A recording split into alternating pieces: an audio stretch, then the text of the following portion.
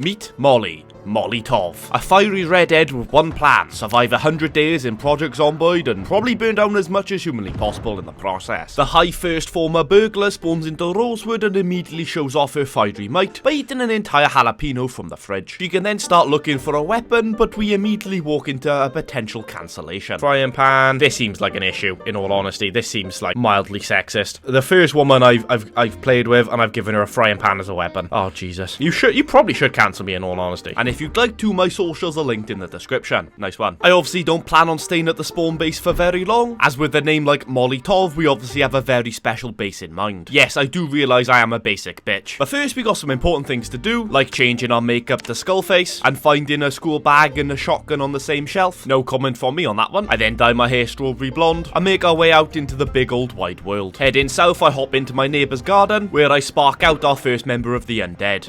Then go snooping around the garage, and unbelievably find a generator. Damn, this spawn might be my most blessed yet. Shotgun and a Jenny? Molly's one lucky girl. I also find a van in the driveway opposite, key still in the ignition, but sadly no fuel. So after making a mental note of the location as the map system confuses me, I continue my journey to the fire station. But as I get to its perimeter fencing, I'm greeted by a shocking sight. The place is overrun with the undead. I know what you're thinking, man, surprise zombie survival game has zombies in. Is he stupid or something? And yes he is. I forgot the point I was trying to make, but a simple glance back at history will show you if I take on these hordes, it's only gonna end badly. So after sparking out another 2 zombies, I hop the fence and initiate step 1 of my plan, luring the bastards away from my new home. It's all about being calm under pressure, and I am the calmest boy in the world. At your age, most would refer to you as a man, but yeah, sure, whatever, but to be fair, I am actually pretty calm under pressure. I was once pulled over by the police, and even though I was doing 42 and a 30, I got out of it with calm and quick thinking, by completely submitting and taking my punishment like a little bitch. Anyway, my plans to lure them all away goes pretty well. I stamp out this dickhead while I wait for the crowds to catch up to me. I then decide to lead them into the police station, and as long as you ignore the fact I forgot how doors worked, I'd say the plan actually went pretty well. I then smash my way through a side window into the semi-safe police compound. I then pop back over the fence, completing the greatest U-turn since literally any politician in history. But at least now I should have a relatively safe time claiming the fire station, although there are obviously still a few I've got to deal with. I then take a second to steal all the clothes from that firefighter zombie. It's all about protection from bites and Anna. And it's at this point I'm starting to wonder if the whole draw them away plan even worked in the slightest. But in for a penny, in for battering a shit ton of the undead.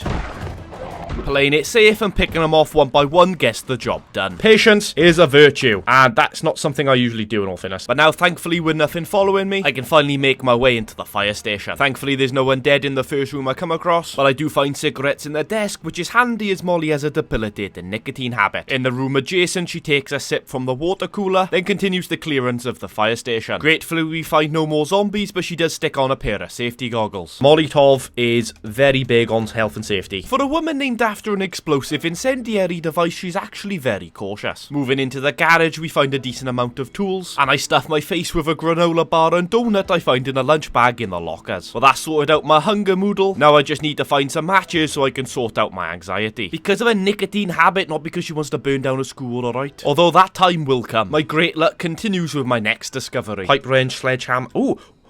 Fuck off! I found a sledgehammer? Oh my, I've never had one! That is sick. This is a good omen, chat. This is a good omen. For some reason, I thought you could only find sledgehammers in Louisville. I guess not. I then equip an axe from the storage cupboard and drop off everything I've looted so far, so I can go about clearing the rest of the fire station as light and as nimble as possible. But there's actually no more zombies in here, which is nice. I then eat half a ham, read a newspaper, and have an early night. And I guess that's a survived day 1. Just another 99 to go. Although not technically true, as Molly is a restless sleeper and wakes up at 20 to 11. So I decide to do an hour or so of exercise to hopefully wear her out a bit. Pop that ass, girl. After that, I thankfully sleep the rest of the night. Into day 2, where I eat the rest of the ham from the night before for breakfast, and then watch a cooking show on Life and Living. Then it's on to re-clearing the area of any zombies that may have wandered in overnight. Aye, dickhead, how about you leave my fucking window alone, you prick, alright? There's also several lined up against my rear fence. I then decide to do a quick search of the house behind to try and find a can opener, as I've got a few cans of grub but no way of opening the bastards. As I enter the first home, zombies start piling through the front window, although maybe piling is a bit of an over-exaggeration. I grab all the food from the cupboards but sadly find no can opener. Then while trying to search the downstairs bathroom, I get a bit of a jump scare.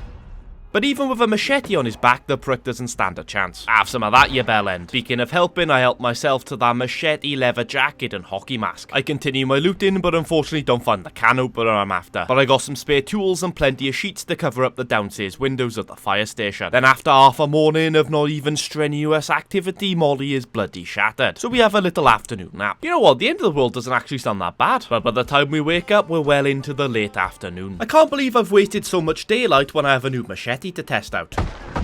Oh man, this machete is an absolute beast, man. Oh, fuck the axe. This machete's where it's at, ladies and gentlemen. So after thoroughly testing my new toy, my plan is to head into the police station so I can find some matches so I can finally have a smoke. The only problem with that plan being I led a horde into the building yesterday. First class planning skills, I'm sure you'll agree. The best plan I can come up with is luring them out one by one and picking them off from there. Then after clearing up a few more on the inside, I can get down to looting. In the dark, apparently. I find myself a lighter and have a cheeky smoke break before taking on another member of the undead. I then take a holster and a pistol off a corpse before completing my looting spree around the office. But I decide against moving too far into the police station for now, as I don't want to get trapped inside or start to tire. So with the remaining hours of sunlight we have left, I'll try and get the vehicle in working order. The hatchback is in really good condition and has a nearly full tank of fuel, but sadly the doors are locked and there's no sign of a key. The fire truck, however, is unlocked and I've got a screwdriver to do some hot wiring. But sadly I don't have time for that, which is fine as I want that duffel bag off the zombie. The fire truck also seems to be in great working order, just out of fuel. But there are too many zombies around to risk siphoning, so it looks like I'm going back to slicing and dicing. Come on, dickheads, over this way. But by the time that's over with, it's getting late, we're tired and hungry, so I decide to call it a night. Waking up on day 3 in the early hours of the morning, I have a little wash, then sit on the floor in front of the TV waiting for life and living to start. You gotta do what you gotta do in order to get that sweet XP, am I right? Then we can munch down some meat patties for breakfast, then head outside to complete the job we started yesterday. Getting a vehicle up and running. After siphoning fuel from the hatchback and topping up the fire truck, I stick my screwdriver in a place I shouldn't be and successfully hotwire the thing. Well, now we got our car up and running. My next plan is to gather some firewood, so I chop down a couple of trees out back. I can then build myself a campfire in the field opposite the fire station. However, I'm not going to be lighting it today, seeing as the weather is wetter than an over 40s ladies' night in Butlins. I chop down a third tree and stick it on the campfire for later. Then seeing as Miss Toff is once again shattered, she heads inside to have an afternoon nap. Jesus Christ, this woman sleeps more than a narcoleptic sloth. Unfortunately, it was less of a nap and more of a bloody coma, as I wake up at 8 o'clock in the evening. Well, fuck. Well, most of the day may be wasted, but let's see if we can at least get something productive done. My plan is to complete the raid on the police station and hopefully get our hands on some firepower. We get off to a good start by taking out a copper zombie with a shotgun on its back. But it seems another horde has wandered in overnight. Well, it looks like we're gonna have to sort that shit out immediately. Then things start to look bleak as I once again get tired and hungry. But against all odds, Molly fights through successfully.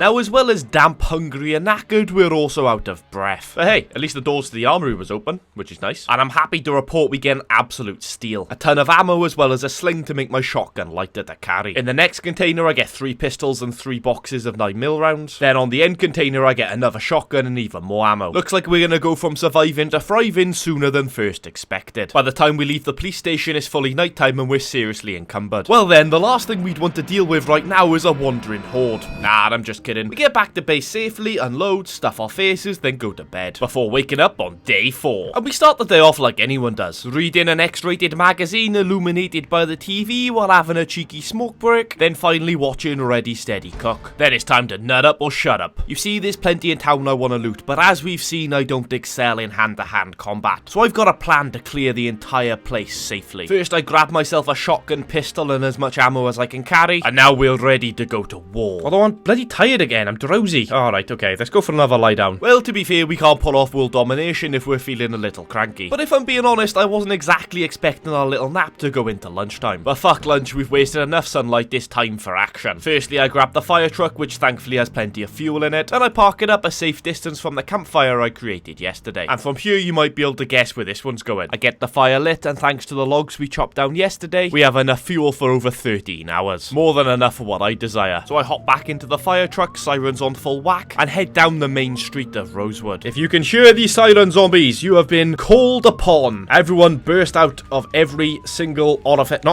building. You have been called upon. Then once I feel the horde behind me is large enough, I pull up near the campfire. Then obviously leaving the sirens on for maximum impact, I lead the hordes into the field and almost immediately get munched on. Oh shit, that was close. I need to zoom in. You do not realise how pissed off I'd have been if that's how the run came to an end. But I'm sure we've all had some ridiculous ends to playthroughs. Let me know some of your funniest in the comment section. And the next stage of our plan goes into full effect. And so it begins, ladies and gentlemen. And so it begins. Staying just ahead of the horde, I whip out the pistol and pop off some shots to hopefully attract the most amount of the undead. But to be honest, I don't think the pistol's the way to go here. I know what you're thinking. Guns are stupid. Well, you have an entire country that disagrees with you. I corral them around us close together, so hopefully the fire spreads. Meanwhile, more of the undead have caught up to my fire truck. Playing it as close to the line as possible, I await the hordes to set ablaze. Then, seeing as the pistol didn't seem to be working, I whip out the shotgun, which is oh so much better. Then what proceeds to happen for the next 13 minutes is me circling a field of burning zombies while I await the flames to do their thing, while I occasionally blast a load into the crowd. I have a feeling this is going to take a little bit longer than I thought it was. And I'm not going to lie to you boys, there was a few close shaves, but overall I'm putting this down as a massive success. Don't get me wrong, I'm sure we haven't cleared the entirety of Rosewood, but it is without a doubt so much safer than it was. So as we complete lap after lap of this burning field, I claim this land as a landmark in Project Zomboid history, because it was in this field, on this day, I realised Molli Toff was a warrior, a victor, and it is without a doubt a certainty that this woman will make it to 100 days, if not longer. Long live Molli Toff. Molli Toff, Molli Toff, Molli Toff. Molli Toff, Molli Toff, Molli Toff. So as the hours tick away, afternoon becomes evening. Molly finishes off the final zombie of the day. And as she's tired, hungry, thirsty and damp, she can make her way back home. And after an obvious amount of self-care, she makes her way to bed to rest after a very successful day. Thank you all so much for watching. If you could leave a like and subscribe, that would be amazing. We shall definitely be continuing with this series as I'm really enjoying this game right now. Let me know your thoughts in the comment section. Long live Molli Toff.